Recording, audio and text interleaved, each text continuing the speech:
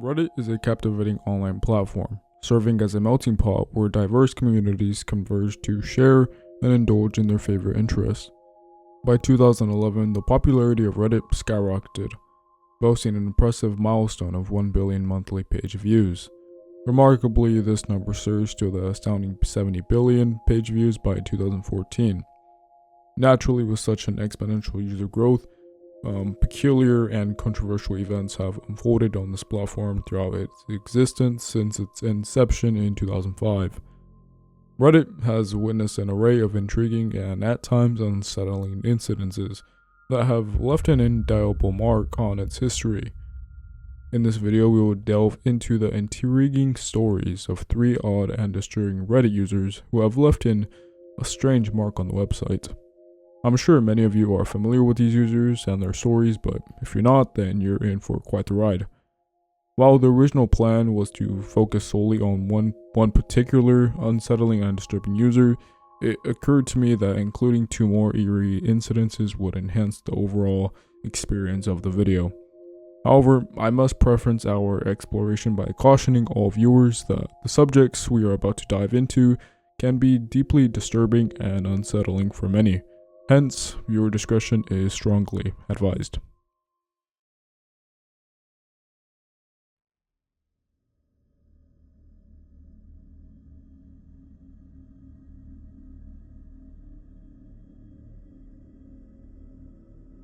Before we dive into the user's intriguing history, I feel like it's important to provide another fair warning. The content we're about to explore may be unsettling to some viewers, so please exercise caution before proceeding. Much of this user's history revolves around their extensive logs and posts, which means we're in for quite a compelling narrative. So make yourself comfortable, as this is going to be a pretty long read. Alternatively, if you prefer, you can just simply sit back and listen to it, whatever works best for you. August 22nd, 2017. User Worthless319 would make his first post to the r/awakened subreddit. Now remember this subreddit because Worthless319 will be making a couple more posts and comments on it. He would make a post remarking the following: fear of suffering / bringing an awareness into suffering. The post briefly explains his fear of suffering and his path to enlightenment. Nothing too out of the ordinary so far. He posts a couple more times and some comments here and there, but nothing strange until September 2nd, 2017. He would yet again make another post on the r/awakened subreddit that goes by the following: if crucifixion was self-done, yielding a crucifixion of the ego and physical body, how would you gain the power / mentality to overcome it? Now, the post itself isn't the strange part, leave that to the comment section. Scrolling down a bit on the same day he posted, Worthless would respond to some of the comments. Some were leaving: overcome, something so beautiful. To understand crucifixion, one needs to understand that life is more than just oneness.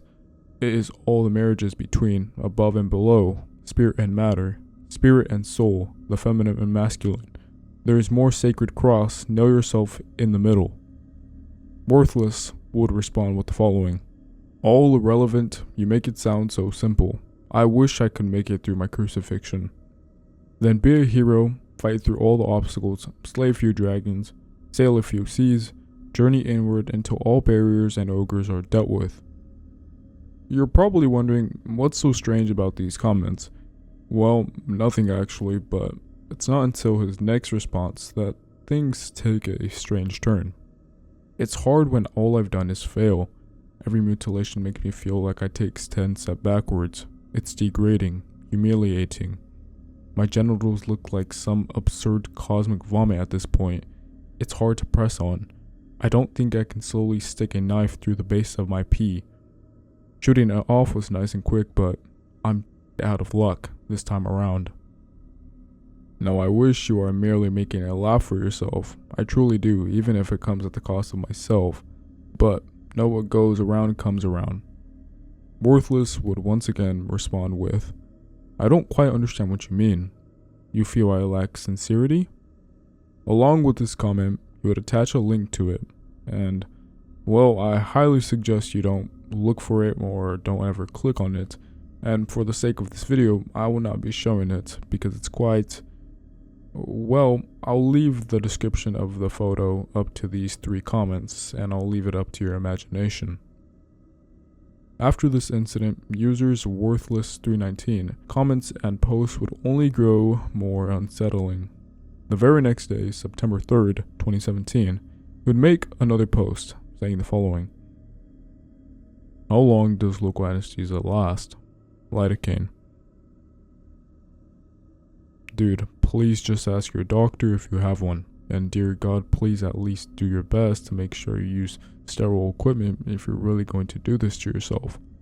I shot my pee 4 times with a revolver, blew apart my left nut, and castrated my right nut 8 months after. I have no concerns. So you're saying there's a time when the pain will be dulled a little." Worthless would then take it to the r/spirituality subreddit and leave a post. The post explains how he alone has been given tasks by God, and that he has reasons that the universe is crucifying him. It is self-mutilation leading to eternal life. If I do not do this, the earth will be destroyed, and I will face eternal death. Quite the stakes, and yet I still have trouble with it, because pain averts my ego. It is increasingly apparent that user Worthless319 may be experiencing some mental health challenges, and would greatly benefit from receiving appropriate support and assistance. Moving forward to September 6th, 2017, Worthless would soon return to the r/awaken subreddit and respond to some of the comments, and even leave some perplexing comments of his own. Self-mutilation, I've done it 3 times now. My intuition tells me to do it a 4th. It's hard to cut through your own body.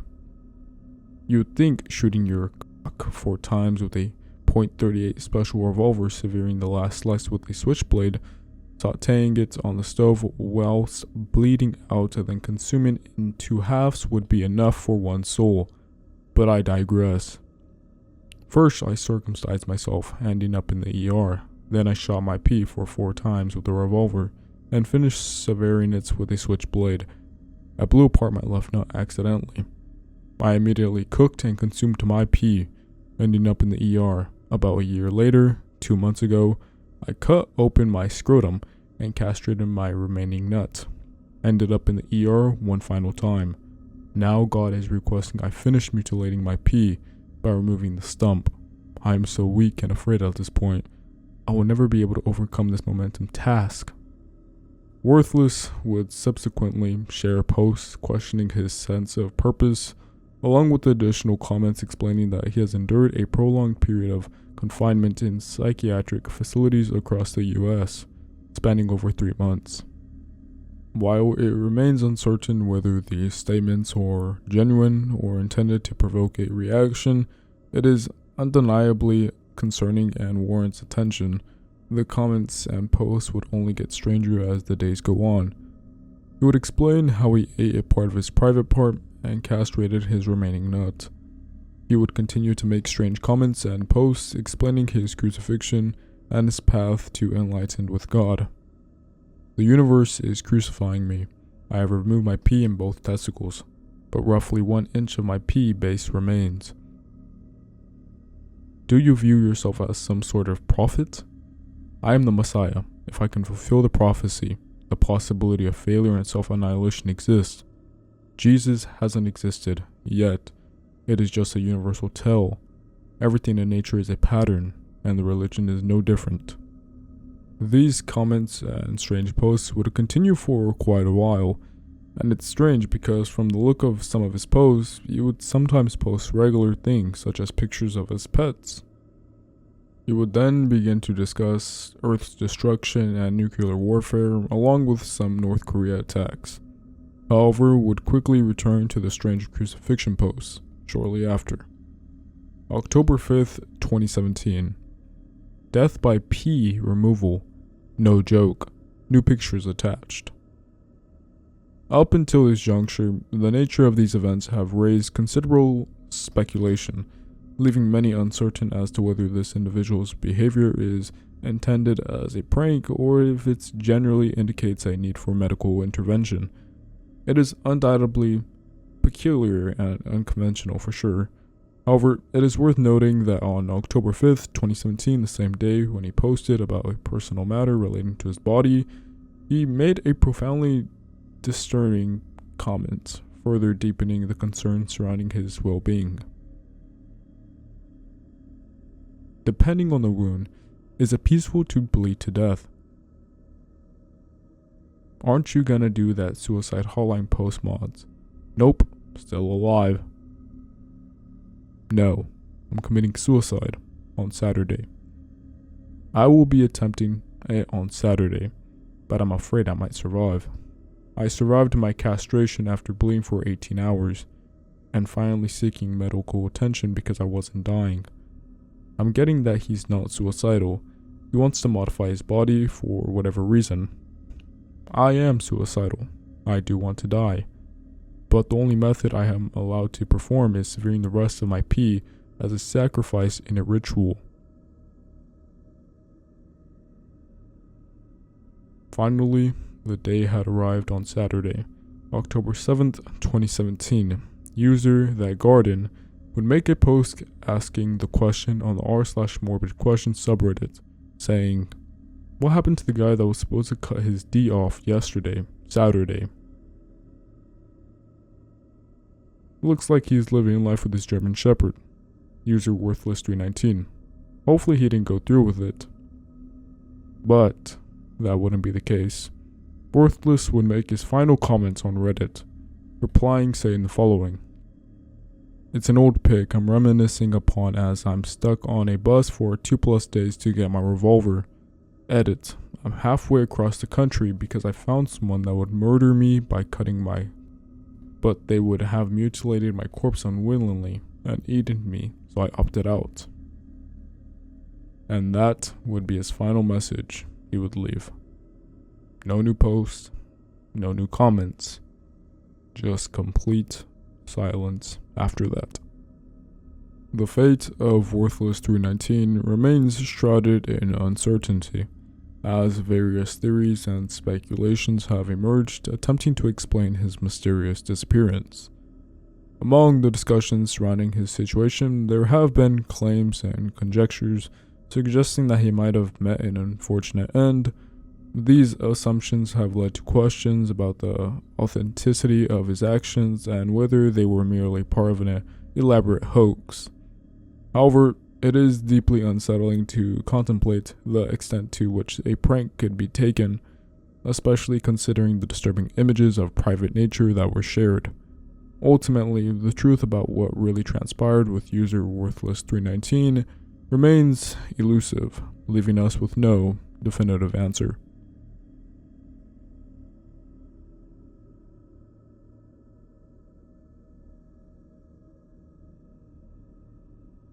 User Jasoninhell. On October 28th, 2016, user Jasoninhell would make a post on the r/relationship advice subreddit with the following title: "I'm having a hard time coping with my wife having cheated on me with our neighbor. I caught my wife cheating on me over a year ago. I stayed with her for the sake of our children, but I haven't been able to get it off my mind since. It has been 476 days since I confronted her about it. How do I know? Because every time I catch myself thinking about it, I tell myself it's only been X amount of days. Maybe you won't think about it tomorrow." Now, this is a very long read, but for the video, I will provide a concise summary of the complex story involving Jasoninhell. While the full details are available in the description for those seeking a more comprehensive understanding, I will highlight some of the key points and dive into some of the main aspects of Jason's situation. In May 2015, Jasoninhell notices his wife has added a password to her phone, which raises suspicions. When confronted, she claims it's to keep a Father's Day gift as a surprise. However, her behavior continues to be odd, with secretive phone use and smiles from different text messages. Jason decides to check her phone and discovers explicit messages between his wife and their neighbor, indicating an affair. He also finds out that his wife has been deleting messages and turning off her phone's GPS to hide her actions. As time goes on, the neighbor spends more time at their house, supposedly working on an office gift that Jason's wife had tried to hide from him for Father's Day. However, Jason becomes increasingly paranoid and checks his wife's location using Google Timeline, only to find gaps in her GPS history.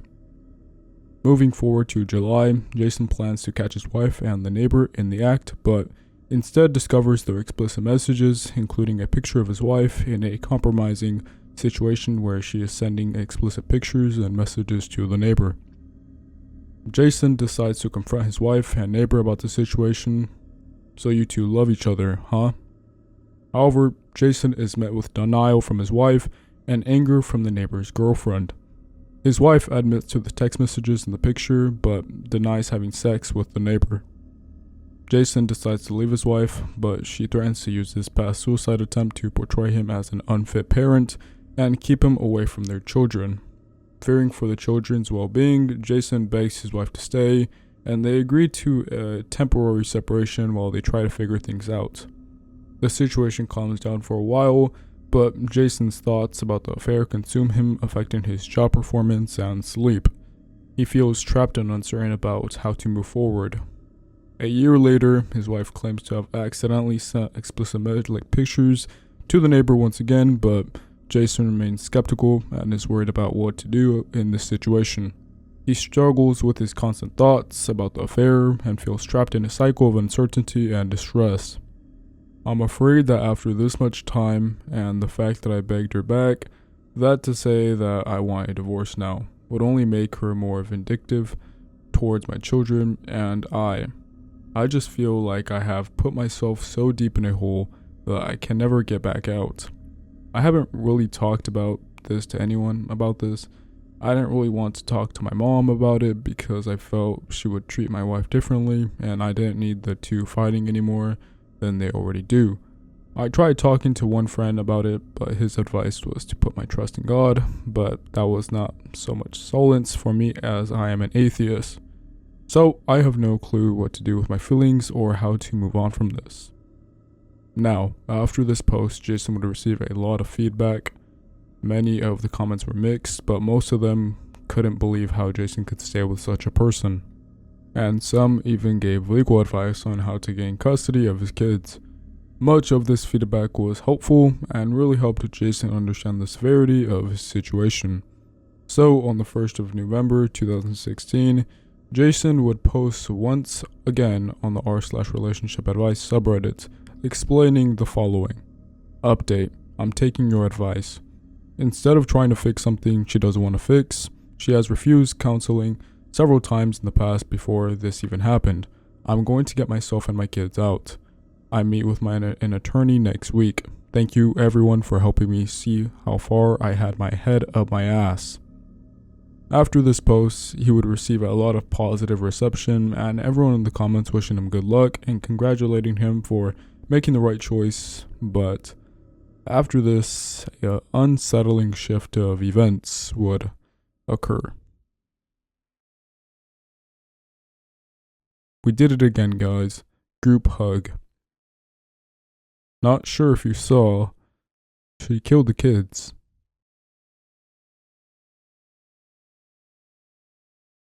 Montgomery County 911, where's your emergency? 203 South Madison Street. In what town? Darlington. Hey, what's going on there? I just stabbed myself and I killed my two children. You stabbed yourself and killed your two children? Mm-hmm. Okay, and what's your name?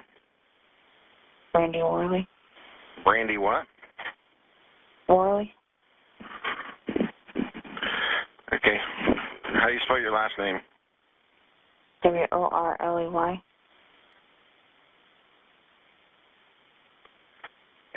And what caused you to do this today? My husband wanted a divorce and wanted to take my kid. I won't let him have my kid. Okay, and how old are your children? 7 and 3. 10 and 3? 7. 7 and 3? Mm-hmm. What you heard was a 911 call from Darlington, Indiana. On November 17th, 2016, a Montgomery County mother was charged Friday with 2 counts of murder after police say she admitted to killing her 2 young children. Police say Brandy Worley, 30, called 911 around 4:30 a.m. after she had stabbed her 2 children to death and tried to take her own life as well. The children were identified as Tyler Worley, 7, and Charlie Worley, 3. Now, you're probably wondering, what does this have to do with Jasoninhell? Well, the father of these children murdered were Jason's. Jason Worley had filed for divorce and he requested custody situation and child support benefits as part of the divorce agreement. The wife, Brandy Worley, told police, "I did not want him to take my kids. I just wanted to die with them." Brandy's husband, Jason, was awakened by Brandy's mother screaming, and when he walked upstairs, he told police that Brandy said to him, "Now you can't take the kids from me." Jasoninhell would make another post 4 days later, on the 21st of November 2016, saying the following: "Thank you. I would like to give a heartfelt and sincere thank you for the advice and support I have received here. No one could have foreseen the tragedy that resulted from me filing for divorce. You guys perform a wonderful service to those in need, and I hope you continue to do so in the future." Nobody could have seen this outcome. A truly heartbreaking outcome this all came out to be. 2 years later, on the 21st of June 2018, Jason would come back to Reddit to give his final update on the situation. "I am doing better, and I continue to get better every day. The first thing you may notice is this being posted from a different account. I deleted the user Jasoninhell account in a knee-jerk reaction to seeing my Reddit post in the news. In this post, Jason explains that he is doing well overall, though he has some challenging days. He stresses the importance of seeking support and using healthy coping strategies to help him deal with the loss of his children. Regarding the sentencing, Jason finds it difficult to answer how he feels because no sentence can truly bring back his children.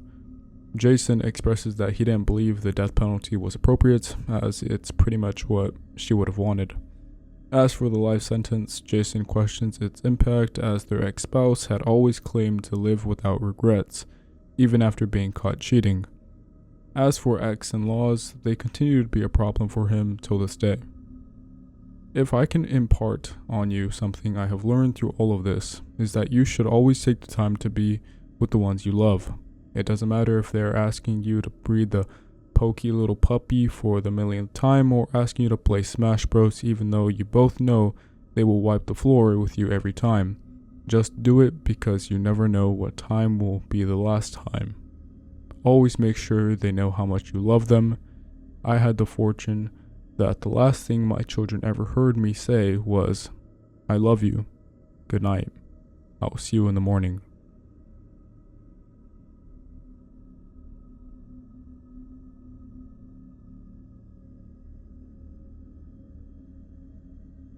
On November 9th, 2006, an individual named CarlH joined the emerging platform of Reddit under the username CarlH.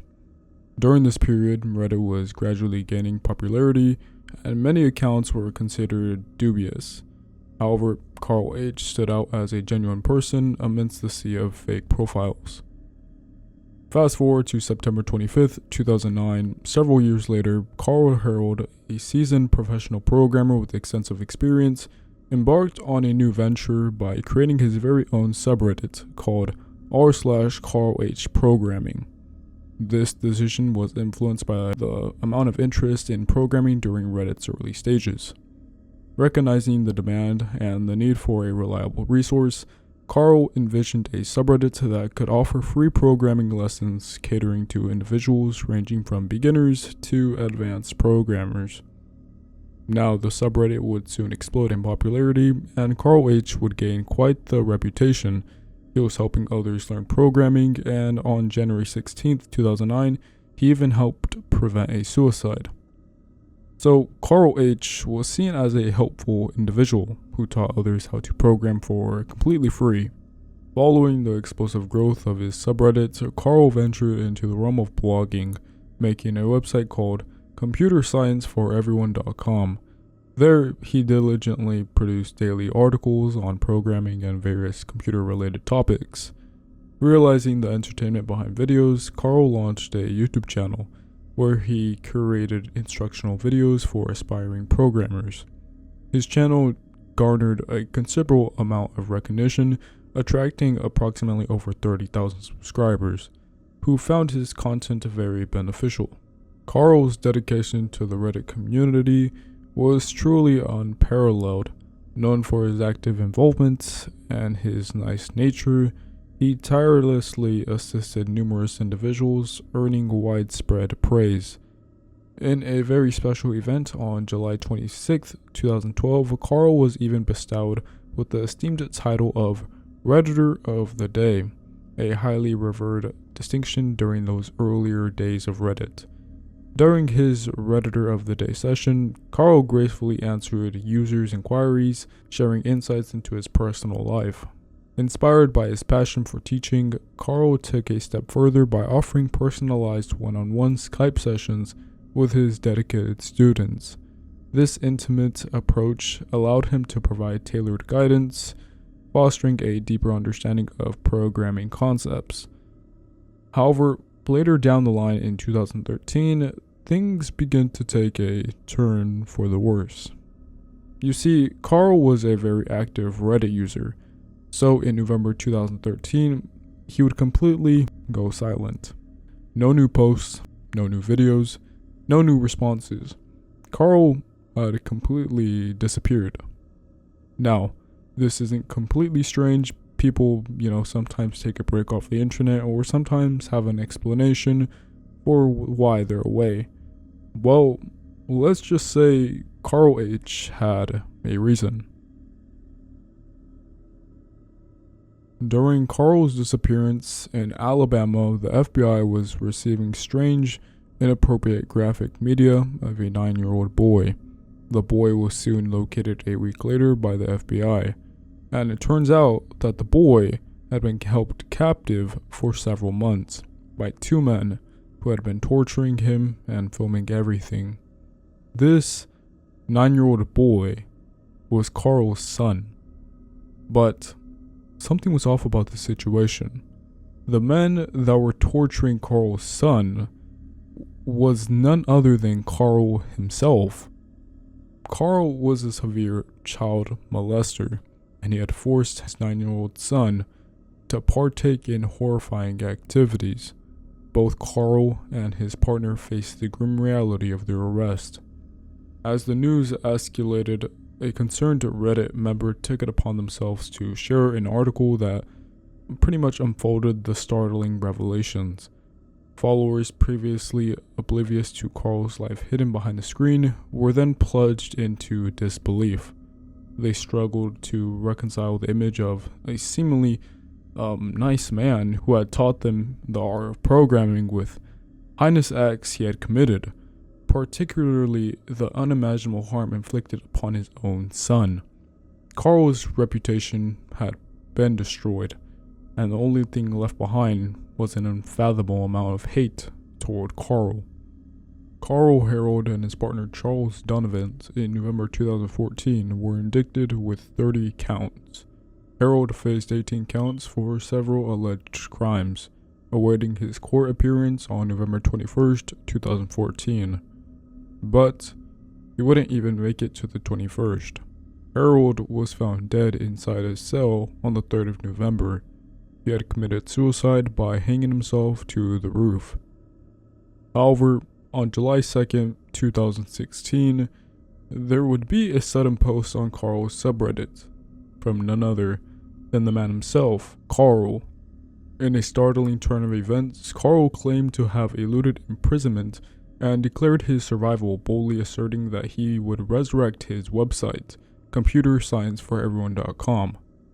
Astonishingly, he proclaimed that his death had been fabricated and that he currently resided in Russia. However, this was most likely a hacker, as the supposed Carl couldn't provide any proof, and Harold had been reported dead for a while. When users asked for proof, the supposed Carl would not reply and completely disappear. While the majority of people accept the notion that Carl has passed away, a lingering undercurrent of speculation suggests that he may in fact be alive. The absence of sustainable evidence surrounding his demise, limited to mere official comments, fuels these persistent theories. Curiously, Carl's Reddit account and YouTube channel remain active, becoming haunting relics of an unsettling chapter in internet history.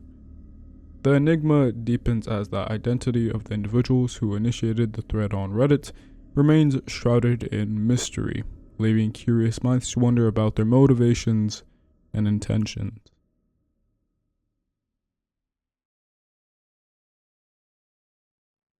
Reddit can be a wonderful place to interact and find like-minded individuals.